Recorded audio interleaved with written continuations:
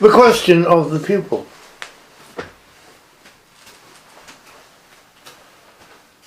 How are we to begin to understand this book, The Tales of Beelzebub, to his grandson, by George Ivanovich Gurdjieff?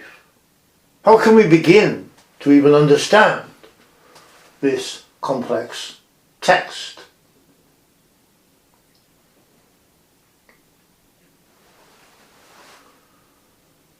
The teacher replies,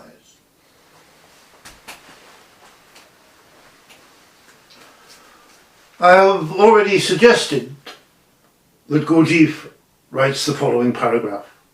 I abridge it slightly, but you can read it for yourself. Page 24, The Tales of Beelzebub, to his grandson. He writes, I wish to bring to the knowledge of what is called your pure waking consciousness, and this is in inverted commas, and we shall see later that there is a certain irony in this expression. I wish to bring to the knowledge of what is called your pure waking consciousness the fact that in the writings following I shall expound my thoughts intentionally in such sequence and with such logical confrontation that the essence of certain real notions may of themselves automatically go from this, again in inverted commas, waking consciousness into what you call the subconscious, which ought to be the real human consciousness. And there, in what you call the subconscious, by themselves, mechanically, bring about that transformation which should proceed in the entirety of a man and give him the results he ought to have, which are proper to man. So this is the paragraph we start with. It's worthwhile copying this out and starting to underline the most obvious aspects of Gurdjieff's teaching that we can deduce from this paragraph. Now the first one, Gurdjieff himself explains immediately. He says, I decided to do this so that this initial chapter of mine should reach not only your, in my opinion, as yet only fictitious, again in inverted commas, consciousness, but also your real consciousness, that is to say, what you call your subconscious. And he goes on to say, next paragraph, in the entirety of every man, there are formed two independent consciousnesses, which in their functioning as well as in their manifestations have almost nothing in common. Later on in the chapter called Hypnosis, Beelzebub says, it is the Tales of Beelzebub, Beelzebub says that these two consciousnesses have absolutely nothing in common. So we can write down the first 2 points of Gurdjieff's teaching. This is the beginning of what Gurdjieff is writing about. The first point, we have two consciousnesses having nothing in common. Now the term consciousnesses implies in this conscious minds. We shall see this from the text later on. So we have two conscious minds, two consciousnesses having nothing in common. So that's the first definite truth that we can express coming from Gurdjieff's teaching. This is Gurdjieff's teaching. The second point, of these two consciousnesses, we, in a sense, are in the wrong one.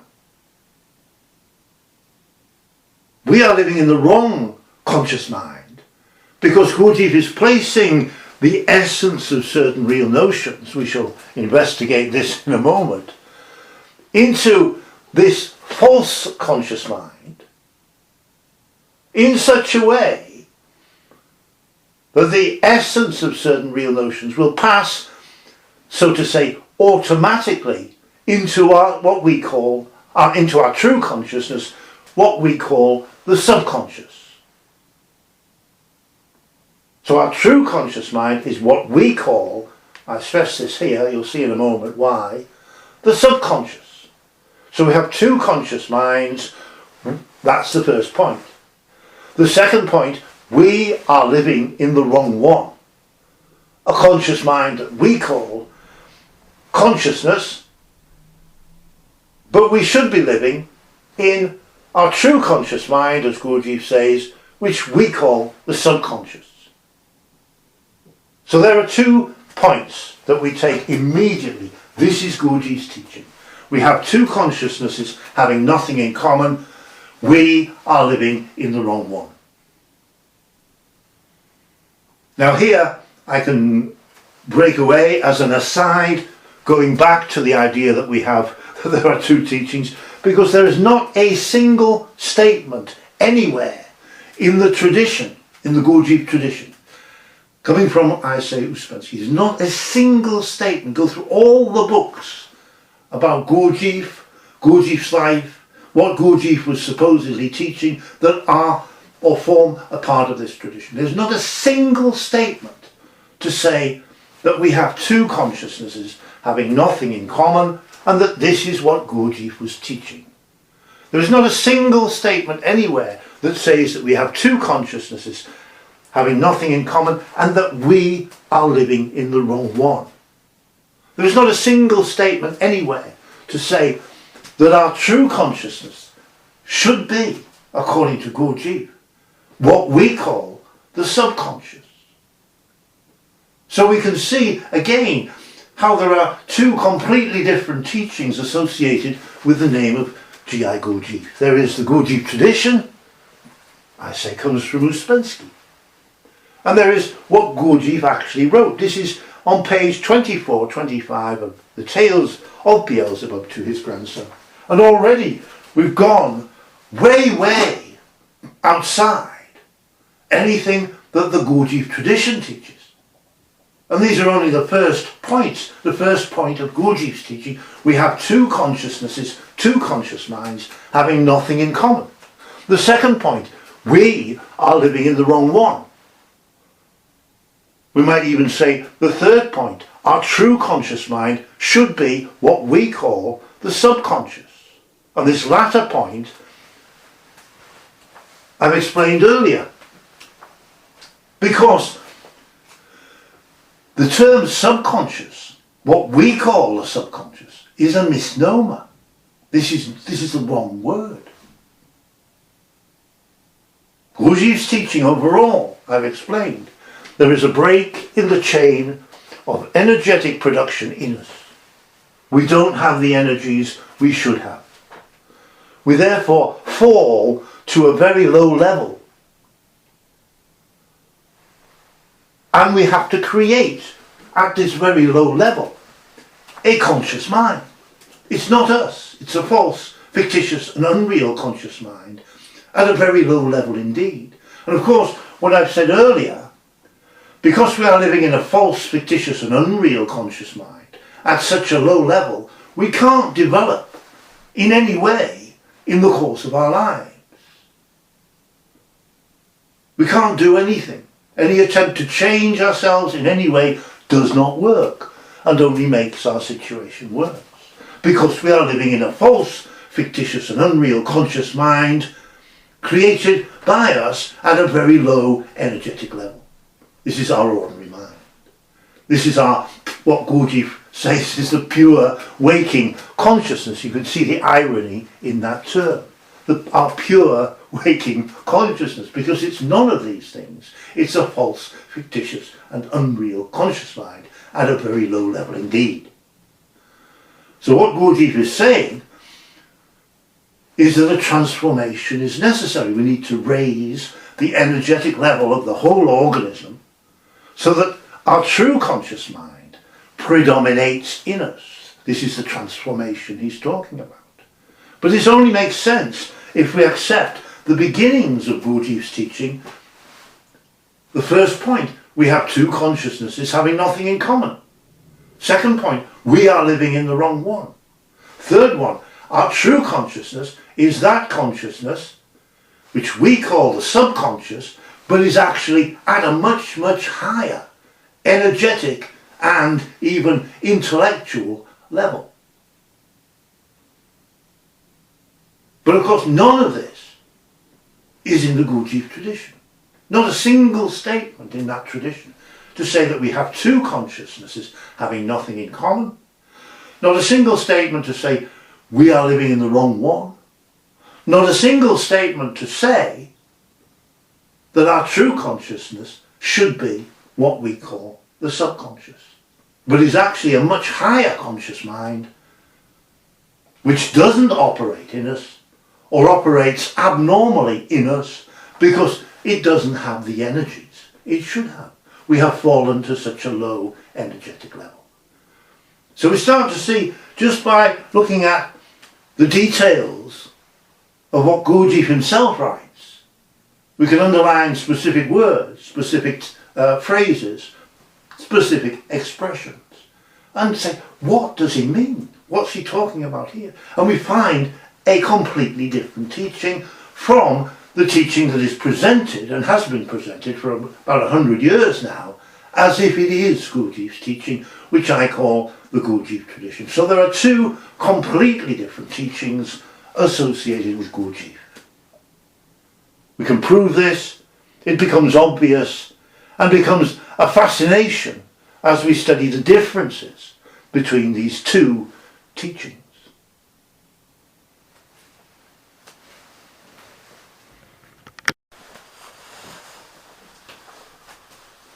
The question of the pupil.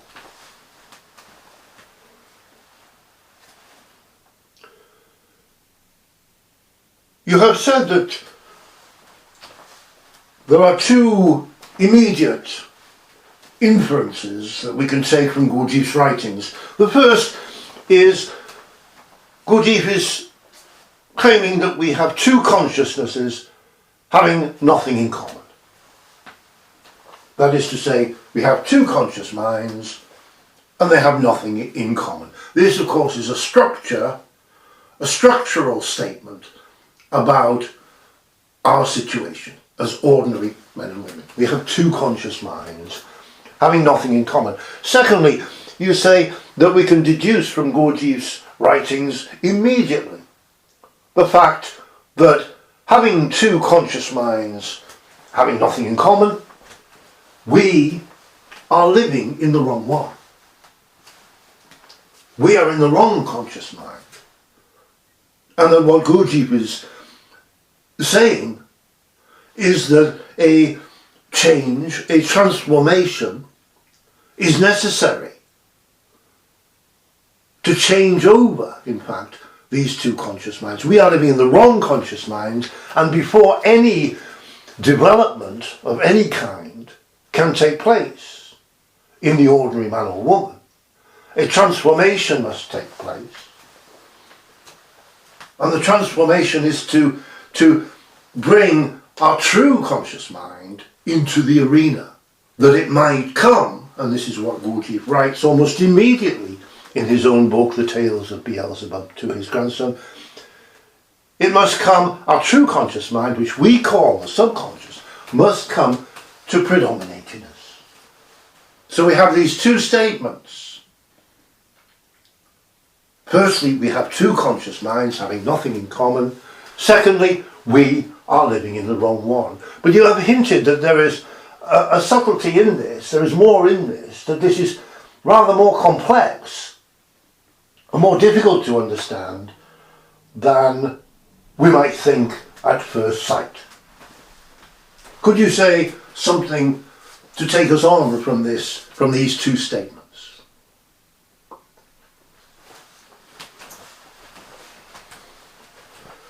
The teacher replies,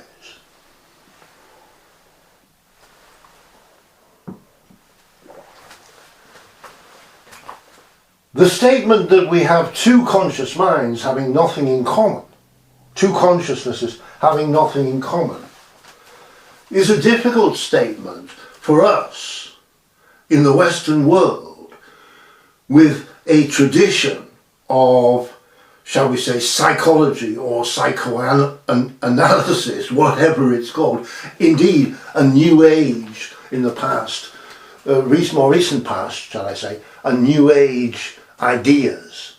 It's something that we take in rather glibly. That is to say, oh yes, we have two conscious minds, I understand that. Isn't this what Mesmer was saying? Isn't this what Freud was saying? We have a conscious mind and an unconscious mind. Isn't this what Jung was saying? We have a conscious mind and a subconscious mind. And indeed, as I've just said, isn't this what all the New Age teachings are all about? We have two conscious minds. Now, in answer to your question, what I need to point out, and this took me, and the reason I emphasize this, it took me a long time, even though I had come to realize this was what the initial, as it were, statement that Gurdjieff was making. We have two conscious minds having nothing in common. Even though I took this in many, many years ago, it took me a long, long time to see the significance of it, the subtlety of it. And it took me a long, long time even then to confirm that and to, in a sense, fix a correct idea of what Gurdjieff was teaching in my mind. Because all the teachings that we know, aside from Gurdjieff, that say we have two consciousnesses, Mesmer, Freud, Jung, New Age teachings, so many of them, they all have one thing in common. And that is that they make the assumption that our conscious mind, that the conscious mind we are now in, is us. And that our subconscious mind, or our unconscious mind, the other conscious mind, is some little adjutant, some personal assistant that maintains our conscious mind on track. That's what the traditional teachings that we have two consciousnesses say. We have our conscious mind, which is us. This is how we should be. And we have our subconscious or unconscious, the other conscious mind, which keeps us on track. It's a little assistant trotting along behind us, keeping us on track. And if anything goes wrong in our conscious mind, which is us according to these teachings, then we can tinker a little bit and talk to the adjutant, or talk to the secretary, or talk to the personal assistant, talk to this subconscious, talk to this unconscious in therapy, and we can put it right so that our conscious mind, our ordinary conscious mind, reverts back to normal, back to health, back to happiness, back to joyfulness, which obviously part of everyday life. But this is not what Gurdjieff said. Gurdjieff's teaching is the exact opposite to this. And we just have to look at this paragraph in the Tales of Beelzebub to his grandson to see this. What Gurdjieff is saying is that we are in a conscious mind, our ordinary conscious mind, everything that we think of as us. And this is a false, fictitious and unreal conscious mind. It's not us. And in fact, in a sense, we can say, and Gurdjieff points out to Ouspensky, this is the teaching that starts off Gurdjieff's teaching, the elementary teaching that Ouspensky writes about in Search of the Miraculous. Gurdjieff is proving that this conscious mind that we are in now, as ordinary men and women, is not us. And that we have another conscious mind, that Gurdjieff says is us, a conscious mind that we call, and I stress these words, the subconscious, because this is a misnomer. We'll see in a moment when we get to this fourth point I'm going to talk about. So the subtlety from your question is it's not just that we have two consciousnesses having nothing in common. It's not just in a sense that we are living in the wrong one. We have to reinforce, or I feel I have to reinforce this second point, that Gurdjieff is saying something completely opposite to our whole tradition in the West of having two conscious minds, of having a conscious mind and an unconscious mind, or having a conscious mind and a subconscious mind. Because all these teachings in the West assume that our conscious mind, that mind as we do, that mind that we are in, everything that we think of as ourselves, is us. And Gurdjieff is saying it's not. It's the other conscious mind that is us. And this is very, very difficult to grasp. I found it very, very difficult to grasp. And I know that other people I've talked to over the years find this very, very difficult to grasp. What Gurdjieff is saying and what he was proving to Ouspensky is that what we think of as ourselves, our consciousness, our mind, our self, our personality, it's not us. There is another conscious mind in us, which is us. And the transformation that Gurdjieff is talking about is to transform us from this false, fictitious and unreal conscious mind, which is not us, to a true conscious mind, which is us, which can come to predominate in us by means of this transformation. And only then can we actually, as ourselves, develop. So this is the difficulty. Now there is a further point that I will mention here briefly to lead us to other questions, I'm sure. Because we have two conscious minds having nothing in common. Why do they have nothing in common is a good question. You would have asked me that if I hadn't launched into this talk of my own free will, of my own initiative, wouldn't you? But why do the two conscious minds have nothing in common? And the answer we see from Gurdjieff's teaching, we come to realize from Gurdjieff's teaching, I'll just mention it here, and when we'll elaborate later on. The reason the two conscious minds have nothing in common is because they operate at completely different levels. Different levels of energy, different levels of intensity, different levels of intelligence. What we call the subconscious is actually a conscious mind at a much higher level than our ordinary conscious mind. We live in the lower conscious mind. Because Gurdjieff's teaching, there is a break in the chain of energetic production in us. We don't have the energies we should have, and so we fall to a very low energetic level. It's about energies. At this low energetic level, we've got to create a conscious mind that can live in the world, that is us in the world.